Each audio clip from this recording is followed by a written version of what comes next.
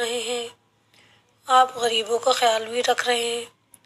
آپ نے یہ سوچا کہ رمضان کا مہینہ جو کہ بہت نعمت و برکت و بخشش والا مہینہ ہے، آپ نے غور کیا، سوچا کہ آپ سے آپ کا کوئی قریبی رشتہ دار ناراض تو نہیں ہے، آپ کا چاہنے والا کوئی آپ سے ناراض تو نہیں ہے، آپ کسی سے ناراض تو نہیں ہے۔ دوستو، جہاں عبادتیں کر رہے ہیں، جہاں آپ روزے رکھ رہے ہیں، جہاں آپ نمازیں پڑھ رہے ہیں، وہاں ضرورت ہے اس بات کی کہ اپنے رشتہ داروں کا بھی خیال رکھا جائے، اپنے عزیز و اقارب کا بھی خیال رکھا جائے، کیونکہ پروردگار عالم نے خلق کیا انسان کو کہ انسان میں نے تجھے عبادت کے لیے خلق کیا، مگر عبادت صرف نماز، روزہ، حج، زکوٰۃ ہی نہیں بلکہ حقوق العباد کو ادا کرنا بھی ہے۔ اپنے قریبی رشتہ داروں، اپنے خونی رشتہ داروں سے تعلقات سنوار کرنا، ان کا خیال رکھنا بھی ضروری ہے۔ خونی رشتے کون سے ہوتے ہیں؟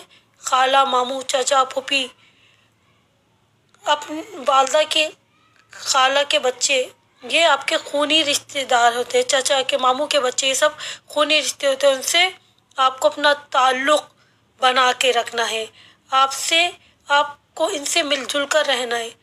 دوستو، آپ دیکھ رہے ہیں آج کل سب پریشان ہیں۔ کیوں پریشان ہیں؟ کہ آپ نے اپنی باتیں دوسروں سے شیئر کرنا چھوڑ دی ہیں، آپ نے اپنے خونی رشتوں کو چھوڑ دیا ہے، اپنے بہن بھائیوں کو چھوڑ دیا ہے، اپنے چاہنے والوں کو چھوڑ دیا ہے۔ اگر ہم پہلے زمانے میں دیکھیں تو کس طرح سب آپس میں مل جل کر رہتے تھے۔ اگر خدا نہ خواستہ کسی کا کوئی پریشانی ہوتی تو لمحے بھر میں پورا خاندان جمع ہو جاتا تھا، بس ایک اطلاع ملنے کی دیر تھی، فلاں کیا یہ پریشانی ہے، فلاں کا ایکسیڈنٹ ہو گیا، فلاں بیمار ہو گیا، تو لمحے بھر میں لوگ جمع ہو جاتے تھے۔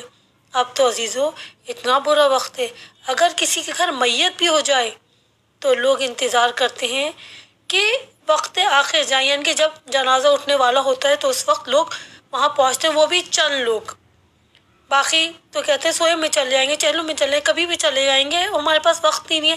یعنی خون سفید ہو گئے، لوگ ایک دوسرے سے ملنا پسند نہیں کرے، تو پھر رونا کس بات کا کہ ہم پریشان ہیں، پھر رونا کس بات کا کہ ہم پہ مصیبتیں نازل ہو رہی ہیں، پھر رونا کس بات کا کہ ہمارے بچے ہماری اطاعت نہیں کرتے، ہمارے بچے ہمارا خیال نہیں رکھتے، کیونکہ ہم ان کو ماحول کیا دے رہے ہیں۔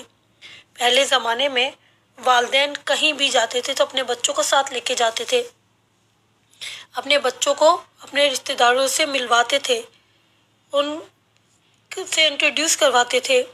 کوئی بیمار ہوتا تھا تو بچوں کو لے کے جاتے تھے کہ بچوں بیماروں کی تیمارداری کرنے کے لیے جاتے ہیں۔ اگر کوئی کسی کا انتقال ہوتا تھا تو وہاں جاتے تھے، قرآن پڑھتے تھے، دعائیں پڑھتے تھے۔ اب کیا ہوتا ہے؟ بیچارے افسوس، صرف گھر والے اکیلے بیٹھے ہوئے گریہ کر رہے ہوتے ہیں اور کوئی پوچھنے والا نہیں ہوتا۔ دوستو، اپنی اس روش کو بدلیے۔ اگر آپ کو خوش رہنا ہے، اگر آپ کو اپنی عبادتوں کی لذت حاصل کرنی ہے، اگر آپ کو پروردگار عالم کی بارگاہ میں سرخرو ہونا ہے تو اپنے حقوق العباد کو ادا کیجئے۔ اگر آپ سے کوئی ناراض ہے، خدا را اس کو منائیے، اپنے رشتہ داروں سے تعلقات بنائیے، اپنے رشتہ داروں کی اہمیت کو سمجھیے، وہ اصل میں آپ کے چاہنے والے ہیں۔ ناراضگی ہر جگہ ہوتی ہے، جو کسی سے محبت کرتا ہے وہی تو ناراض ہوتا ہے۔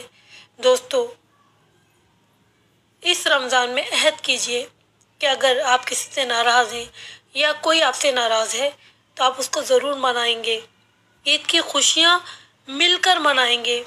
کیوں آج کل ہر کوئی پریشان نظر آتا ہے؟ ہر گھر میں سب پریشان ہیں، ہر گھر میں سب بیمار ہیں، کیوں؟ وجہ صرف یہی ہے کہ ہم نے اپنے آپ کو تنہا کر لیا۔ کہتے ہیں نا، صلہ رحمی کیجئے تو آپ کی عمر دراز ہوتی ہے۔ کیوں دراز ہوتی ہے؟ جب آپ اپنے دوستوں سے ملتے ہیں، اپنے رشتہ داروں سے ملتے ہیں، اپنے عزیزوں سے ملتے ہیں تو اپنے دل کا حال بیان کرتے ہیں، اپنی باتیں اس کو بتاتے ہیں، وہ آپ کے دل جوئی کرتا ہے۔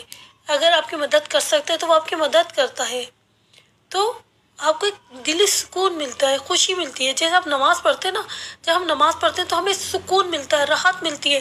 اسی طرح جب ہم اپنے چاہنے والوں، اپنے دوستوں، اپنے عزیزوں، اپنے بھائی، اپنی بہن، چچا، ماموں، خالہ کے بچوں سے باتیں کرتے ہیں تو ہمیں ایک تسکین ملتی ہے، ہماری روح کو غذا ملتی ہے، راحت ملتی ہے۔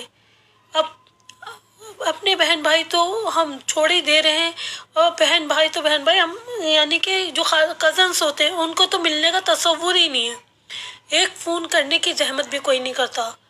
خدا را اس ماحول کو بدلیے۔ اپنے بچوں کو کیا تربیت دے رہے ہیں ہم کہ تنہائی میں موبائل پہ بیٹھے رہو، صرف تنہا رہو، ایک کمرے میں رہو، کوئی مہمان آئے کمرے سے باہر نہیں نکلنا، بھائی ہم تو پڑھ رہے ہیں، ہم اپنا کام کر رہے ہیں، ہم مصروف ہیں۔ کیا ہے یہ؟